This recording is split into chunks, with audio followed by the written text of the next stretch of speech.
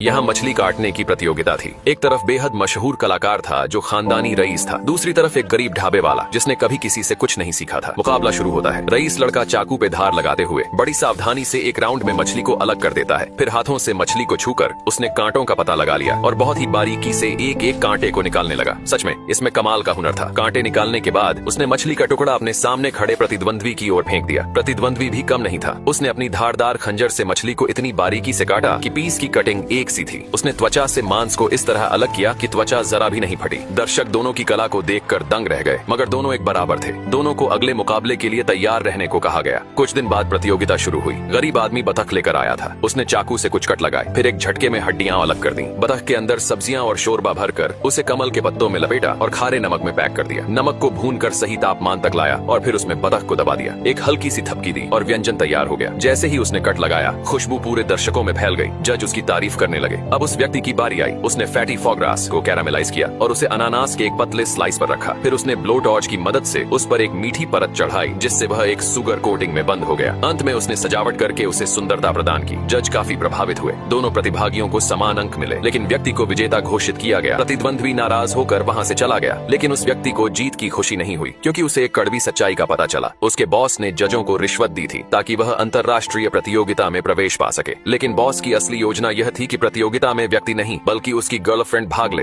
असली झटका तब लगा जब सामने आया कि वह लड़की पहले से ही बॉस के साथ मिली हुई थी और उसी ने एक चौंकाने वाला राज उजागर किया। उस व्यक्ति की स्वाद की क्षमता, सेंस ऑफ टेस्ट, काफी पहले ही खत्म हो चुकी थी। वह तो बस अपनी विश्वसनीय रेसिपी नोटबुक के सहारे खाना बना रहा था। हताश होकर वह आदमी सड़कों पर भटकने लगा। तभी उसकी मुलाकात उसी पुराने प्रतिद्वंद्वी से हो गई। दोनों ने पूरी रात बातें की और एक दूसरे के प्रति सम्मान और समझ का रिश्ता बना। उन्होंने मिलकर अंतर्राष्ट्रीय प्रतियोगिता में एक साथ भाग लेने का निश्चय किया। प्रतियोगिता शुरू हुई। कुछ शेफ स्क्विड काटने में व्यस्त थे, कुछ सुशी बना रहे थे, लेकिन ये दोनों चुपचाप पारंपरिक पत्थर की चक्की से सोयाबीन पीस रहे थे। उन्होंने एक साधारण सा लेकिन लाजवाब व्यंजन तैयार किया, टोफू। दूसरे भव्य और आकर्षक व्यंजनों के सामने उनका टोफू बहुत सीधा सादा लग रहा था, मगर जैसे ही जजों ने उसे चखा, वे दंग रह गए। उस टोफू में छिपी थी एक अद्भुत तकनीक। उसमें गर्म चॉकलेट को तब मिलाया गया था जब वह अर्ध ठोस अवस्था में था। ऊपर से शहद की छोटी छोटी गोलियां रखी गई थीं, जो मुंह में फूटते ही मिठास फैला देती थीं। इसके साथ ही उन्होंने उसमें सिकुआन मिर्च के दाने डाले थे, जो उस मिठास में हल्की झनझनाहट जोड़ते थे। एक ऐसा संतुलन जो स्वाद को बिल्कुल नया अनुभव देता था। और अंत में व्यक्ति की शानदार सजावट, प्लेटिंग ने जजों को पूरी तरह मोहित कर लिया।